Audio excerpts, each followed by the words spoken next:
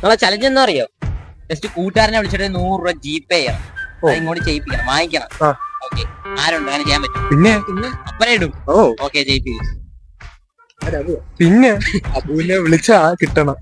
അയ്യോ, കിട്ടിയില്ലെങ്കിൽ രണ്ടാമത്തെ ഓപ്ഷൻ എന്താ?